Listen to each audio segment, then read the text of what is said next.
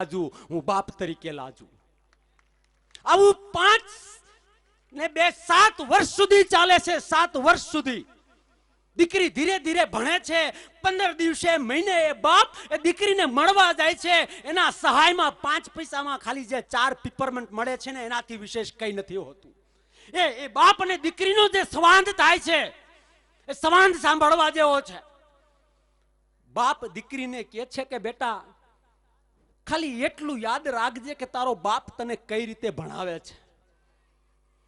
દીકરી નાની હોય છે, હજી દુનિયાના અનુભવ નથી હોતા, એની આંખમાંથી પાણી આવે છે અને બાપને ખાલી એટલું કહે છે કે બાપ મને મળવા આવવા માટે તે જે ડગલા ભર્યા છે ને ડગલા, એટલા ડંકા પૂરા વિશ્વને ના બતાવું ને તો તારી દીકરીમાં ફેર.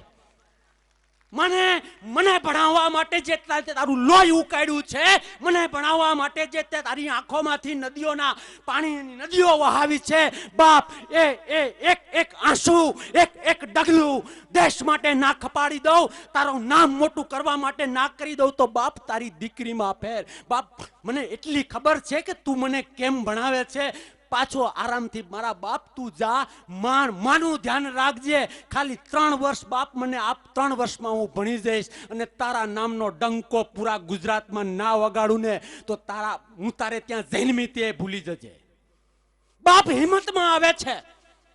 બાપ હિંમતમાં આવે છે અને થાય છે કે હું ભૂખો રહ્યો, હું રડ્યો, મેં ડગલા ફેર્યા, 5 પૈસાની 4 પીપરમેન્ટને લીધે, પીપરમેન્ટને આધારે ક્યારેક 36 કિલોમીટર ચાલીને બતાવો. હું કોઈ લોક સાહિત્ય નથી કહેતો, મેં મારી જિંદગીમાં અનુભવેલી હકીકત, મારો જે હૈયા વરાળ છે તમને કહું છું. બાપ ફરીથી જાય છે, ફરીથી દીકરી સાથે સંવાદ કરે છે. ઘણી લાંબી વાત છે પણ એક સમય આવે છે કે દીકરીનું શિક્ષણ પૂરું થાય છે. પણ એ દરમિયાન એ બાપ પાસે ઘણા સારા અને ખરાબ માણસો આવે છે. એ બાપને કહે છે કે બેટા એ ભાઈ તારી બુદ્ધિ ફરી ગઈ, દીકરીની જાતને ઉંબરાની બાયણે પગ મૂકવા દેવાય. એ બાપ ઘણાને પગે લાગે છે કે ભાઈ સમજી જા. ઘણાને સમજાવે છે કે ભાઈ મારી દીકરી છે, મને મારી રીતે એનું પાલન પોષણ અને શિક્ષણ કરવા દે. અને ઘણાને લાકડીએ મારે પણ છે કે મારી દીકરી છે એને મારવી કે જીવાડવી, એને ડુબાડવી કે તારવી એ મારા હાથમાં છે. આજ પછી મારું આંગણું ના ચડતો. આવા માહોલમાં એ દીકરી મોટી થાય છે. એ દીકરી ધીરે ધીરે M.Com કરે છે, M.Ed કરે છે અને શિક્ષક બને છે. આજે એ દીકરી અમદાવાદની અંદર જીસી ગર્લ્સ સ્કૂલમાં પ્રિન્સિપાલ છે, જાનીબેન ભાદરકા. એ દીકરી ગયા વર્ષનો ગુજરાતનો સર્વશ્રેષ્ઠ એવોર્ડ પ્રિન્સિપાલ તરીકે એમને મળે છે. વાત ત્યાં નથી પતી જતી. વાત ત્યાં પતી નથી જતી કારણ કે દીકરીએ એના બાપને જે વચન આપ્યું હતું ને એ વચન એ મારે કેવું છે. દીકરાને ભણાવો, ઓટીવાર થવાની પૂરેપૂરી શક્યતા છે, પણ દીકરીને ભણાવો, ગામ ના વારે ને તો તમારું જૂતું અને મારું માથું. દીકરી તો 3 ગણું 50 ગણું કરીને મળે.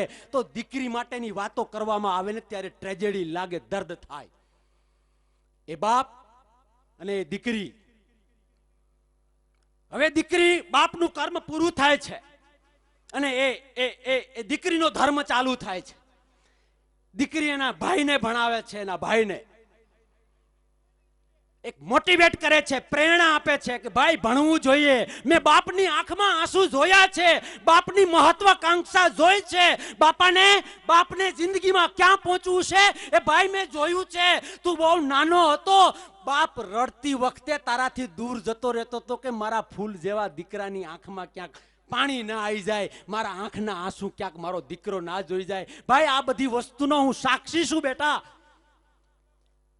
એ બેટા શબ્દ આવે છે ને ત્યારે ભાઈને પોતાની બેનમાં માં અને બાપ દેખાય છે. જે લાગણી એના બાપે એની દીકરીને પીરસીતી ને એ લાગણી રિવેશ મારે છે, એ લાગણી દીકરીની આંખમાં એના ભાઈને દેખાય છે. એ દીકરી ધીરે ધીરે એના ભાઈને ભણાવે છે. એ દીકરી એના ભાઈને ભણાવે છે, એ ભાઈ MBA કરે છે, એ ભાઈ MA કરે છે, એ ભાઈ BEd કરે છે, એ ભાઈ જર્નાલિઝમ કરે છે, એ ભાઈ લો કરે છે, એ ભાઈનું લિમ્કા બુક ઓફ રેકોર્ડમાં નામ આવે છે, એ ભાઈની લખાયેલી બુક અમેરિકન સેલિબ્રિટીઓના હાથમાં જાય છે, એ ભાઈ 1000-1500 વીઘાનો માલિક થાય છે, એ ભાઈ 22 રાજ્યોમાં ડંકો વગાડે છે, અને એ ભાઈ આજે તમારી સમક્ષ હાજર છે. ભાઈ તમારી સમક્ષ હાજર છે.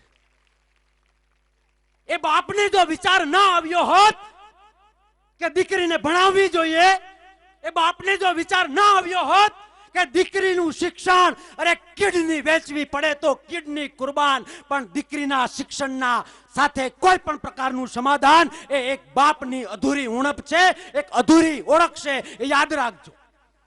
દીકરીઓને ભણાવવાની શા માટે, દીકરીઓને શિક્ષણ શા માટે? એક દીકરી દેશને આઝાદ પણ કરી શકે, અને એક ના ભણેલી દીકરી દેશને ડૂબાડે એવા દીકરાઓ પેદા પણ કરી શકે. માતૃત્વનું ક્યાંક ને ક્યાંક અપમાન થઈ રહ્યું છે, પણ 100% સાચું કરી રહ્યો છું, એ યાદ રાખજો. બસ, વિશેષ કંઈ નથી કહેવું. શિક્ષણ શિક્ષણ શિક્ષણ, દીકરીઓનું શિક્ષણ છે તો જ ભવિષ્ય છે, તો જ પ્રેમની યુનિવર્સિટી ગોકુળગ્રામ આપણે ઊભું કરી શકીએ. અને શિક્ષણની સાથે સાથે જે ભાવ ઊભો કરવો જોઈએ ગામડાઓની અંદર, જે નાના નાના વાંધાઓ હોય, જે જ્ઞાતિઓના વાંધાઓ હોય, જે અસમાનતાના વાંધાઓ હોય, આવો સાથે મળીને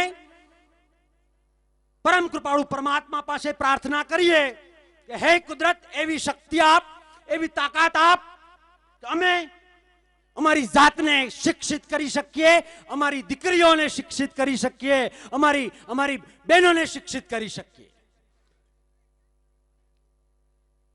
પોતાના અનુભવનું એક છેલ્લું ઉદાહરણ હજી મારા ઘરનું આપું. આ બધી વસ્તુ એટલા માટે કહી શકું કે જે અમે અનુભવેલું છે, તળિયેથી ટોચ સુધી કઈ રીતે જવાય એ અમે પોતે અનુભવેલું છે. જેમ દીકરીઓ ઉપર અન્યાય થાય છે, એમ પત્નીઓ પર પણ અન્યાય થાય છે. પત્નીઓને ક્યારેય કોઈ નિર્ણયમાં ઘરમાં પૂછવામાં નથી આવતું. લગ્ન આખું ગામ કરે છે, મેં પણ કર્યા છે, તમે પણ કર્યા છે, પણ પત્નીઓને પણ યોગ્ય માન અને સન્માન જો ઘરમાં મળે તો જ, કૂવામાં હોય તો અવેડામાં આવે, તો જ નેક્સ્ટ જનરેશન એના માટે તૈયાર થશે. આપણે કરીએ છીએ એવું કે રાડું ગમતું નથી ને ડુંડું વીઘે 2 ખાંડી જોઈએ, ના થાય. એ ના થાય.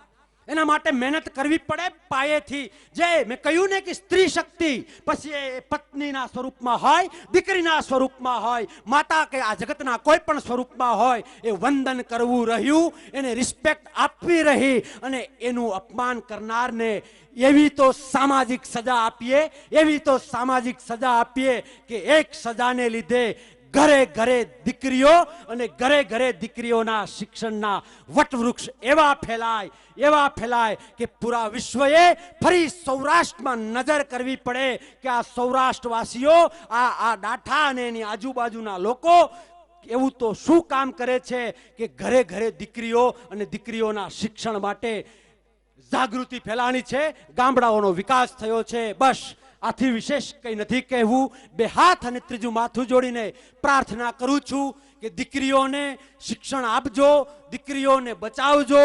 દીકરી છે તો જ આપણું ભવિષ્ય છે. એ દીકરી પછી કોઈ પણ સ્વરૂપમાં હોય. જય હિન્દ, જય લોકશાહી, જય ગોકુળગ્રામ મહોત્સવ, જય ગોકુળગ્રામ મહોત્સવ, જય